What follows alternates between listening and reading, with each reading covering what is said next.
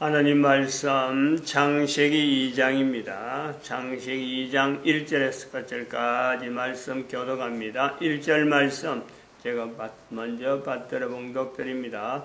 천지와 만물이 다 이루니라.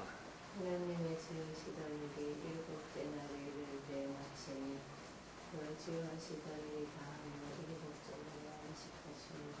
하나님이 일곱 자녀를 복주사 거룩하게 하셨으니 이는 하나님이 그 창조하시며 만드시던 모든 일을 마치시고 이날에 안식하셨음이더라.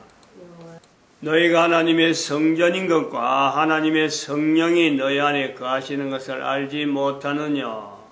모든 정사와 권세와 능력과 주관하는 자와 이 세상과 오는 세상 일컫는 모든 이름 위에 뛰어나게 하시고 또 만물을 그 발 아래 복종하게 하시고 그를 만물 위에 교회의 머리로 주셨느니라. 교회는 그의 몸이니 만물 안에서 만물을 충만케 하시는 자의 충만이니라. 사춘기를 지난 사람들, 사춘기 이전에는 같은 사람이지만 전혀 느끼지 못하는 사춘기 이후에 있는 사람으로서 참 애석한 마음이잖아요. 애석한 마음. 어떤 보면 안타까운 마음.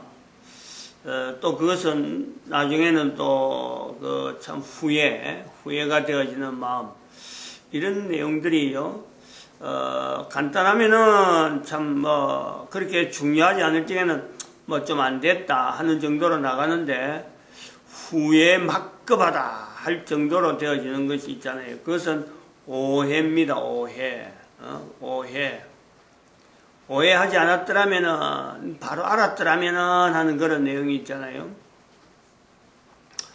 우리가 그 사춘기 때에 이제 이 부분에, 연결해서 사춘기 때에, 올바른 어떤 가치관, 올바른 어떤 자기의 정체성을 나타내면서 인간에 대해서 내가 인간인데 인간에 대해서 이 생명체라는 것에서 시작이 되어지는 것은 이거는 다른 어떤 주제로 보다도 이거는 중요한 거죠. 아주 중요한 겁니다. 그래서 이 생명체로서의 인간이 어떻게 사는 것이 바른 어떤 삶인가. 이제 이것을 나아가는 거예요. 단지 생명체가 뭐냐, 생명체에 대해서 한번 알아보자. 생명체 1, 2, 3 이런 식으로 하는 생명체 자체를 내는 게 아니고 생명체이기 때문에 인생 전체에서 어떻게 사는 것이 바르게 사는 것인가라는 이 주제는 그 사람의 나중에 평생 두고 나중에 나이가 참 50, 60이 되면서 자기 인생을 전체 사춘기와 연결해가지고 정말 참 보람찬 인생을 보냈다. 그래서 내가 이렇게 보내기 때문에 내 아들, 딸들에게도 이를 보내야 되겠다 하는 어떤 이 분명한 비전이, 분명한 소망이 있습니다. 그래서 그렇게 되어질 때요, 인생 전체 나이가 50, 60 되어 가면은 인생이 사춘기 때 그런 식으로 바른 인생의 어떤 걸음을 걷는다 할 때에 50, 60이 지나면 반드시 사는 것 자체가 천국이다라는 거예요. 사는 것이 천국이 될 수밖에 없는 인간이라는 위치는 그렇게 되어 있는 거예요. 이 창세기 2장에서 그 부분을 우리가 분명히 짚어낼 수 있는 요소가 있는 거죠. 이 창세기 2장은 무엇보다도 우리가 모든 사람들에게 다 에덴 동산에 대한 설명이고, 에덴 동산은 모든 사람들에게 천국을 버금가게 하는 어떤 천국의 어떤 현상을, 천국의 현장적인 내용을 창세기 2장은 표현하고 있다, 이래 보고 있다는 거죠. 근데 그것을 대개 사람들이 왜 못 누리느냐? 왜 에덴 동산에, 과거에 있는 에덴 동산에 지금도 내 개인이 현재적으로 할 수 있는데 왜 못하느냐? 대부분이 바로 사춘기를 바로 올바로 정립을 못하고 그냥 유행 따라서 친구들 따라서 일반적으로 참 소문 따라서 소문에 따라서 유행적으로 나라에서 이렇게 결정하는 어떤 정책에 따라서 그 사춘기 때를 보내는 이 사고방식이나 자기의 정체성을 꼬마 그거다가 맞춰버리니까 항상 변하죠. 변한단 말이에요. 변화. 내가 사춘기 때 내가 정체성을 가지고 내가 주제를 가지고 딱 결정한 내용이 아니다 보니까 시대마다 어떤 사건마다 항상 변하게 돼 있어요. 변하게 돼 있는데 이제 여기서 우리가 차이를 창세기 2장에서 이 부분을 다뤄야 될 중요한 내용은 이 남자냐 여자냐에 따라서요. 이게 확실히 내가 잘못하는 거고 남자는 그렇게 하면 안 되는 거고 여자는 그렇게 될 수밖에 없는 구조가 있다는 거죠. 그러므로 지금 사춘기 때 바르게 해야 된다는 것을 제일 먼저 이걸 받으는 건 남자냐 여자 중에서요. 여자보다 남자가 먼저입니다. 먼저.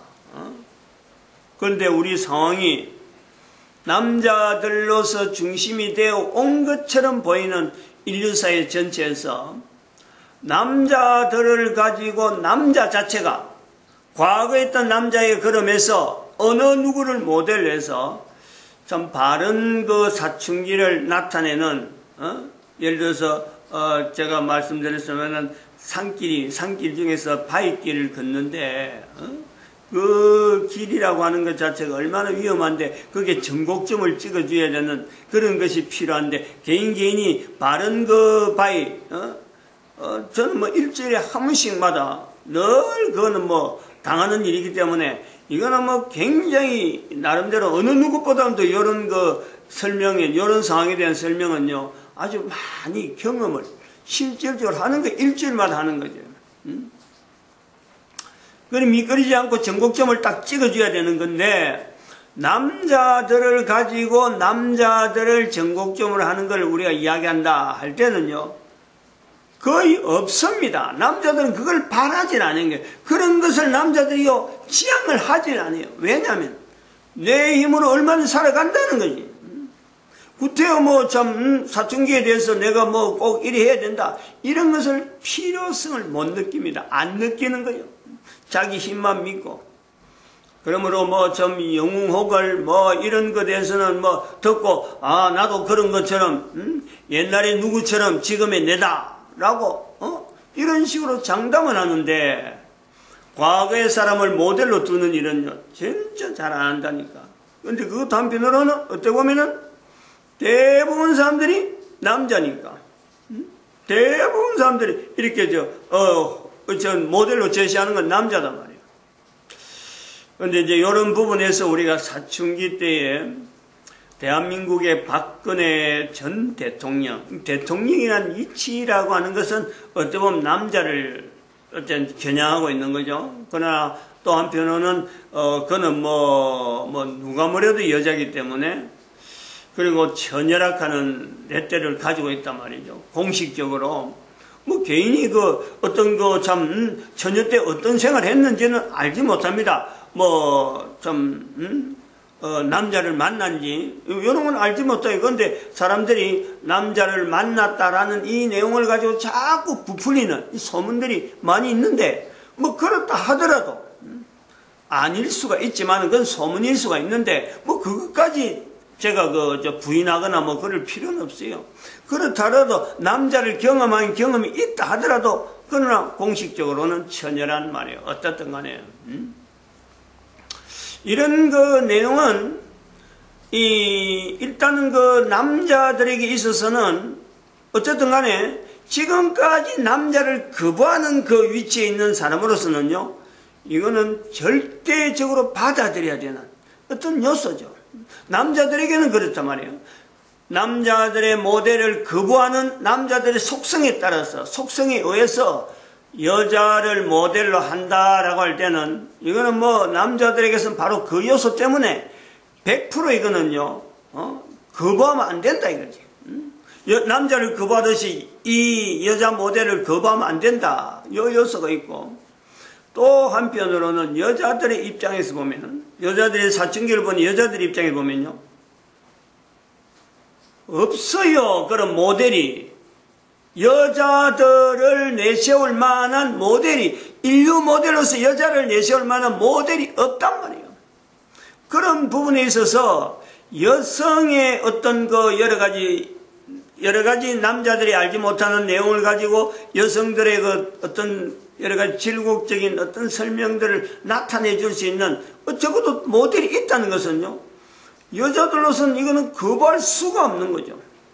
뭐 반가울 수밖에 없죠. 반가운 거고. 여자들은 여자들의 입장에서 나타내는 모델로서 있다는 것 자체가 반가운 거고, 남자는 지금까지 모델을 거부했던 것에서 이 여자 모델이 있다는 것은 이거는 뭐 참 거부해서는 안 되는 그런 어떤 위치에 있는 여성을 모델로 한다. 그래서 이 모델로 나타내려고 하는 사람과 모델과의 관계, 보통에서는 뭐 모델 내세우면은 그거는 완전히 그 관계가 있잖아요. 어떤 인적인 관계, 개인의 관계. 근데 이 목사가 이야기한다라고 할 때, 이 목사는 바로 성경에 있는 여러 사람들을 인물을 들춰다든지, 안 그러면 현재 살아있는 사람을 갖고 비평한다든지, 뭐 모델로 한다든지, 이런 거는요, 평소에 아주 발달되어 있는 하나의 직종 중에 하나예요. 목사는 사람을 높이는 일에, 뭐 공격하려고 하면 끝도 없지만은, 또 높이려고 하는 데는요, 사람의 인격, 사람의 어떤 그 형편에서 그 사람이 잘 될 것이다, 그 사람이 앞으로 복 있는 사람이 될 것이다 라고 하는 이런 내용을 이야기한 데는요, 목사만큼 발달된 직종이 없단 말이에요. 사람을 다루는 것에. 이제 그런 내용에서 개신교 목사가 같은 대한민국 사람으로서, 그리고 비슷한 연배에 전혀 만나지 못한 사람을 두고 하나의 모델로서 이렇게 제시한다 하는 이런 내용은요, 상당히 뭐 앞으로 두고두고 인류사 전체가 연구해 볼 만한 어떤 것이 되지만, 현재적으로 봐도 이것은 예사로운 내용이 아니다. 뭐 앞으로 두고두고 이제 그 연구하겠죠, 후손들이. 그래서 처음에 박근혜 씨하고 개인적으로 이렇게 제가 나름대로 그 어떤 그 목적을 가지고 박근혜 씨를 이렇게 어떤 상대 인격적인 위치에서 어떤 이래 그 인지가 되어진 것은 2008년도에 있던 사건 그거예요.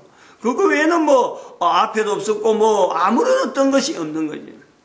뭐 정치적으로 아무리 그 유명하다 그래도 정치에 대해서 전혀 무관하고, 2008년도만 해도 그 사건을 두고 있어도 그 정치 상황에서 어떤 내용인지 전혀 뭐 기억이 안 나니까.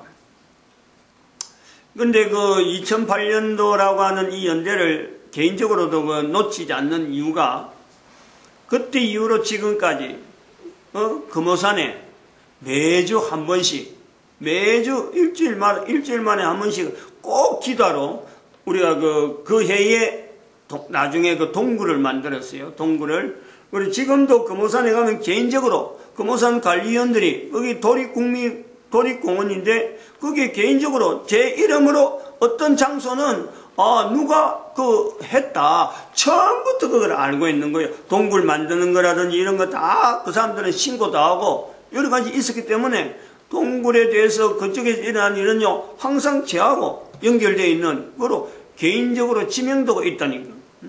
그 금요일마다 올라가다 요즘 토요일 가는데 금요일마다 가다 안 오면은, 금요일마다 가다 사람을 만나면 오늘 또 금요일이구나. 금요일 가다 안 왔으면 왜 지난주 금요일 못 만났냐 하면 내가 차를 어디 대놨고 내가 시간대가 안 맞다. 이렇게 할 정도란 말이에요. 지금은 토요일인데.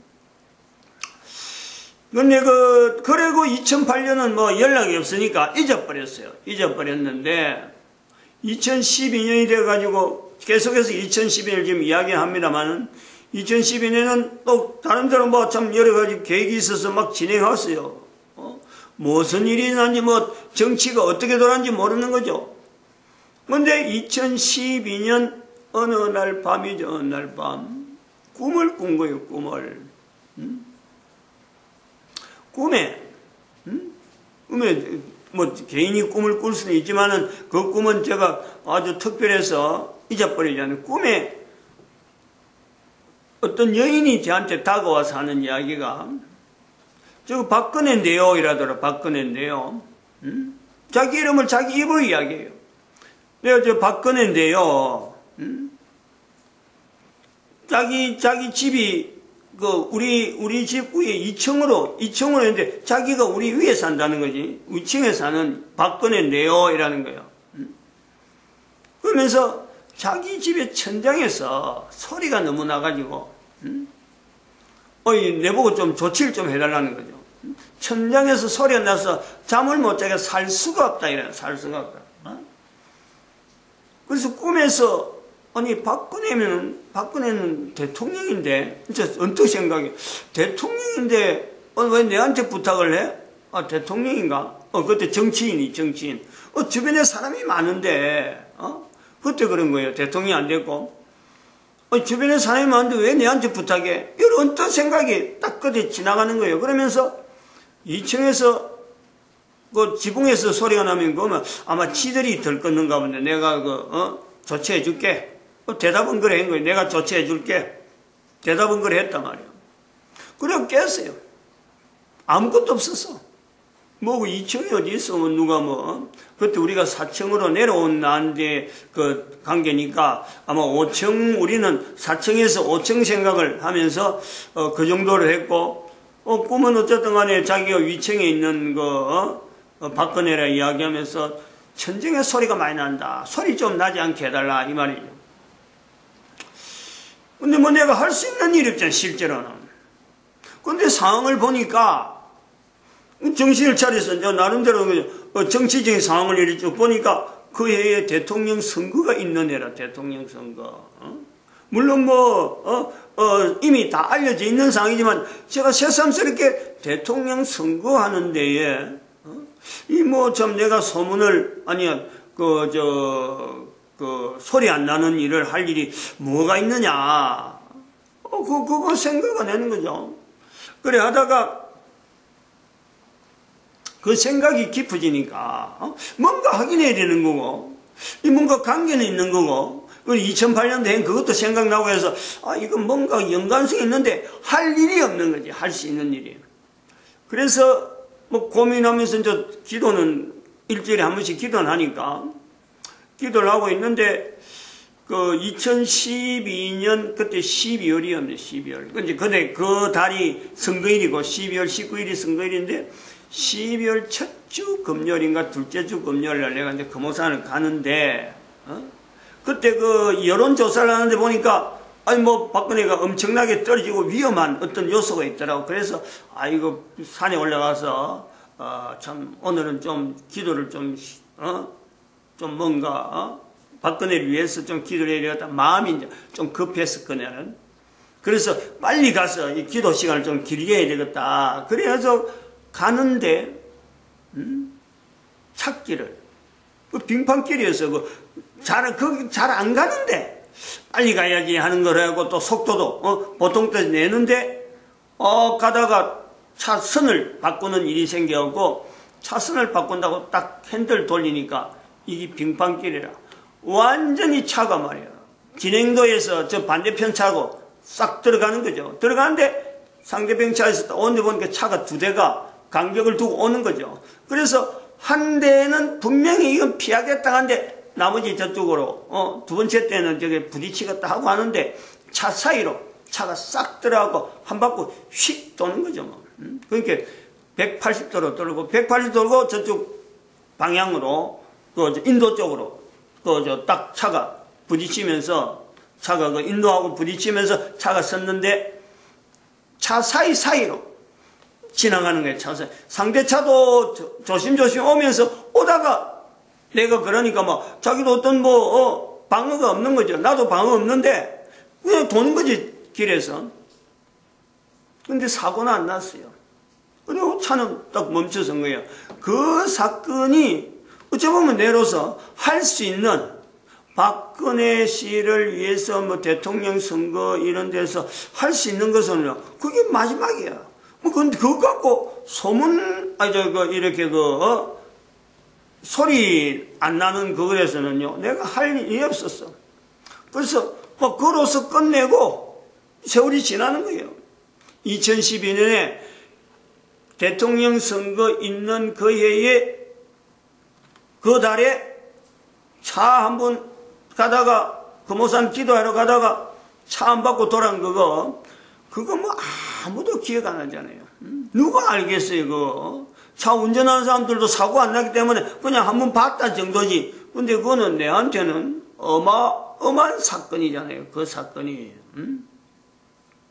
사고 났다면 어떻게 됐겠어, 그때. 그 감당이 안 되는 거예요.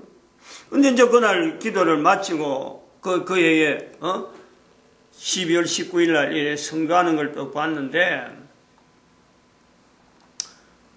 거기서 내가 소문이라 하는 이 부분, 종치는까지 연결해서 또 뭐 참 천장에서 소리 난다 하는 다 정도, 이거 같이 이제 나오면서 이걸 그 박근혜에 대해서 나쁜 소문이 도대체 어떤 부분이 나오겠느냐 하는 이 내용을 갖고 혼자 고민하는데 딱 그게 선거를 딱 마치는 날 12월 19일 날 마쳤는데 그때 이 각 지역에 이 개표 현황을 쭉 보는데 그때서 비로소 이게 뭔가 내가 할 일이 있겠다라는 걸 보는 거죠. 그게 뭐냐니까 호남 지역에 그 표가 나오는데 그게 95%, 99% 이상이 지금 현재 문재인 대통령 그 당시엔 떨어지지만 전부 다 문재인 대통령 쪽으로 찍어놨더라고. 호남표가. 내가 그것을 의아했어요. 그게 그 교회가 있는데 호남 지역에 있는 교회가 있는데 이 교회 목사님들이 도대체 상황을 어떻게 보길래 문재인 씨한테 이렇게 많은 표가 나오는 99% 해당되는 정도로 하여튼 99, 하여튼 뭐 대단한 어떤 그 득표율에 대한 표를 하더라도 있을 수가 없는 얘기예요.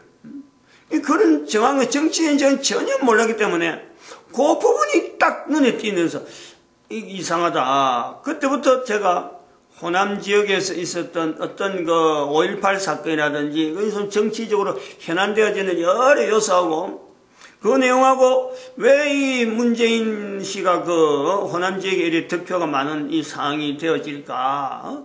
그 내용을 갖고 그때 집중적으로 보는 거예요. 역사적인 여러 자료. 그래서 동학난의 동학난 어떤 농민운동도 지금 뭔가 역사적인 조작을 해놨고 그 5.18 사건을 미화하기 위해서 그리고 우리나라의 그 FTA 나올 때 한미 FTA 나올 때 그 농민운동 막 농민 걸기 운동하고 막 하는 이런 자체가 전부 다 호남 지역하고 관계된 이런 내용하고 이 자체에서 이 우리나라가 이게 왜 남남 이 갈등이라는 말이 나오는가 비로소 그때 깨달은 거예요. 그러니까 갈등이라는 자체가 이게 말이 많고 서로 간에 참 자기 주장이 강한 그런 속에서 박근혜 씨가 대통령으로 나오는 그 상황이 아닌가.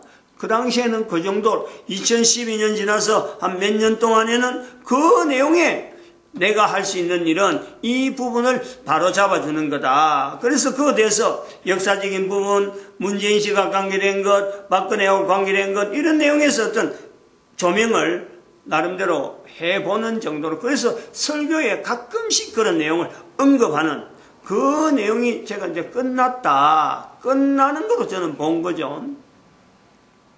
그 꿈에서 나타나는 것과 2008년 나타난 이 모든 걸 종합해서 왜냐하면 그 당사자에 대해서 내가 뭐 알아보고 뭐 그 사람하고 취재보고 이런 내용은 전혀 없으니까 그 나타나는 정치적인 상황만 가지고 제 나름대로 경험했던 것 가지고 이 필연적인 이거는 뭐 내 개인이 뭐 하고 싶다 안 하고 싶다 하는 내용이 아니고 이거는 하나님께서 지금 분명하게 뭔가는 연결하는 요소가 있다. 그래서 개인이 하고 안 하고 가는 경우 이거는 해야 되는 요소인데 할 수 있는 일은 요거밖에 없다 해서 제가 역사 부분에서 오류된 여러 가지 내용들을 접근하면서 우리나라 정치에 대한 내용을 이제 조금씩 좀 간섭하게 되는 요소 표현하게 되는 정치적인 상황인데도 불구하고 설교에 나타내는 동기가 그런 부분하고 연결되어 있다 이렇게 보고 있습니다. 여기 마치죠. 또 혹시 또 조금 더 길게 있는 내용이 있는데 다음에 좀 연결하도록 하겠습니다. 마칩니다.